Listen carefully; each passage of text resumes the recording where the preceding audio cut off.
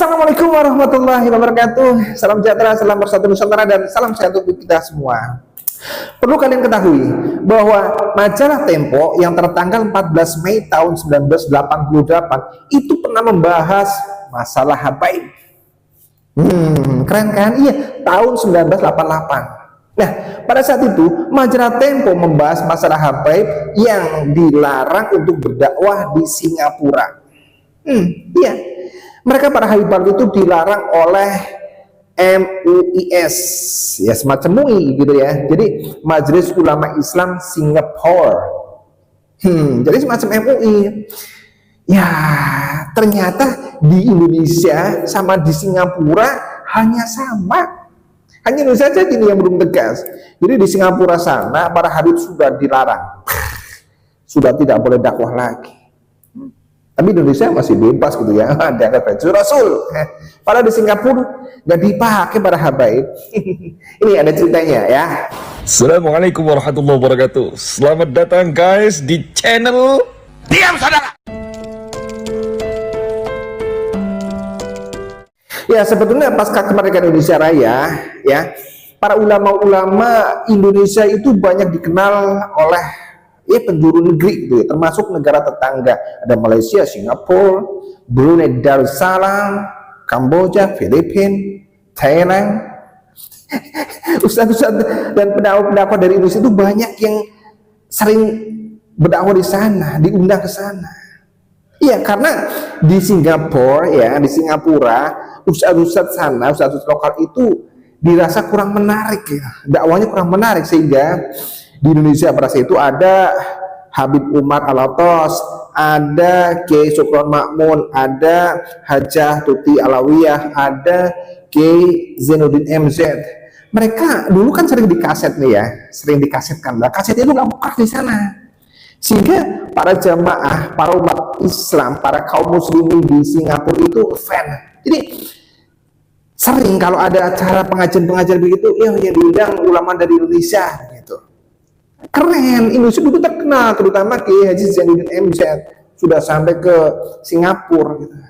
Tapi kemudian nih dari kelompok Balwi, kalau tadi kan kayak Tuti Alawiyah gitu, kemudian dari Habib Umar Atos itu kan juga dari klan Balwi gitu ya. Tapi dakwah mereka itu dakwah yang normal gitu loh, santun gitu.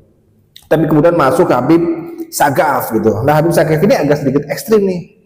Sehingga dari Habib Sagaf ini yang jadi pemicu dakwahnya para Habib Balwi itu dilarang oleh MUIS atau oleh MUIS.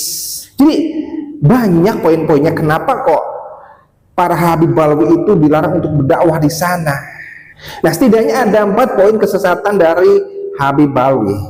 Yang pertama adalah kesalahan tajwid di dalam membaca Al-Quran.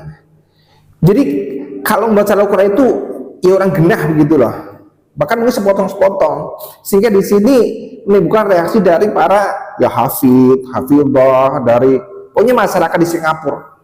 Iya, jadi bacaan dari tajwidnya itu orang ceto gitu. Itu yang pertama. Kemudian yang kedua, merendahkan Nabi. Ya contohnya nih ya, bahwa Nabi Sulaiman itu adalah nabi tanpa ibu begitu. Iya, karena dari bapaknya yaitu Nabi Daud itu katanya merebut istri panglimanya. Nah, ini berdasarkan dari kitab Qisas Al-Anbiya. Jadi mereka itu merendahkan Nabi gitu. Ya kalau di Indonesia merendahkan Nabi tapi menjunjung tinggi para Habib Balwi. Ya banyak cerita-ceritanya kan bahwa Nabi itu ya begitu-begitu gitu. Bahkan Nabi Muhammad saja ya seolah-olah lebih rendah daripada Habib Hakim Qodam misalkan begitu. Ya Rasulullah Isra Mi'raj itu hanya sekali, Hakim Qodam bisa 70 kali, bisa menurunkan langit, berbagai cerita-cerita yang luar biasa.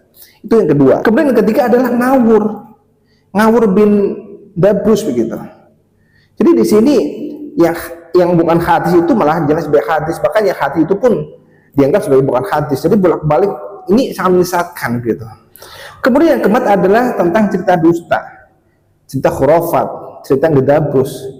Jadi di dalam dakwahnya itu jarang sekali untuk membahas tentang ya kajian-kajian yang umum gitu ya, kajian-kajian yang sifatnya umum yang memberikan edukasi gitu, benar-benar ngaji. Tetapi mereka lebih banyak cerita tentang leluhur Balwi, sama kayak di Indonesia. Yang diceritakan itu bukan tentang cerita sahabat, gitu, cerita nabi-nabi, amalan-amalan, amaliyah-amaliyah, tirakat-tirakat, apa-apa begitu. Tetapi dia menceritakan kakek saya yang bernama Habib A itu bisa begini, bisa begini. Kalau kalian bertawasul kepada kakek saya, nanti kalian akan mendapatkan hadiah, gitu. Yang seperti itulah intinya.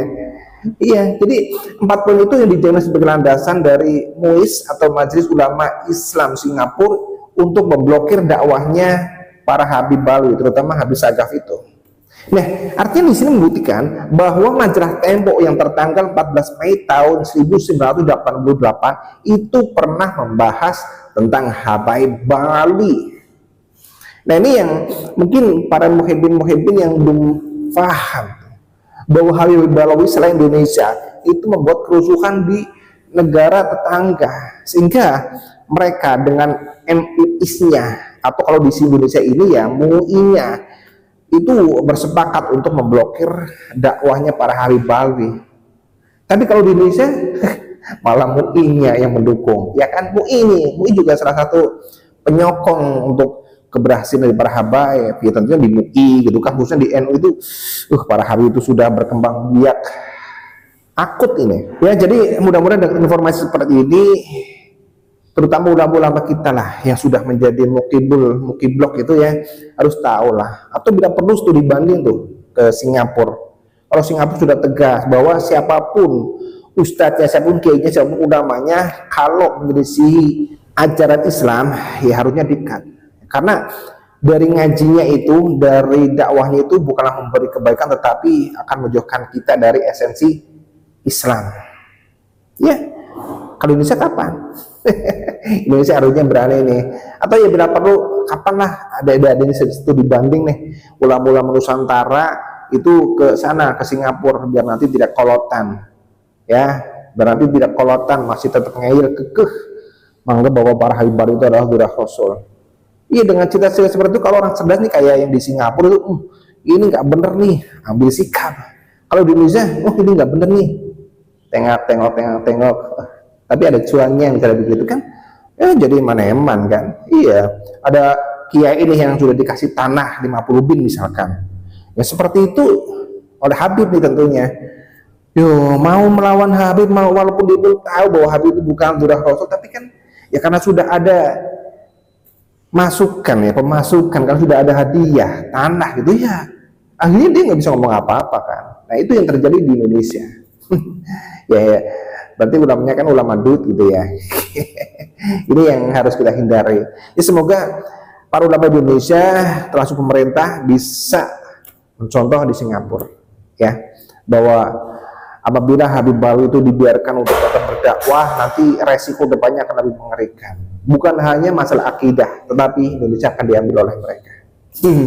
Apalagi di sini ya, tukang provokator gitu kan. Oke, mari kita jaga negeri dari tangan-tangan orang-orang jahat, dari para pencuri makam dan dari para pencuri nasab.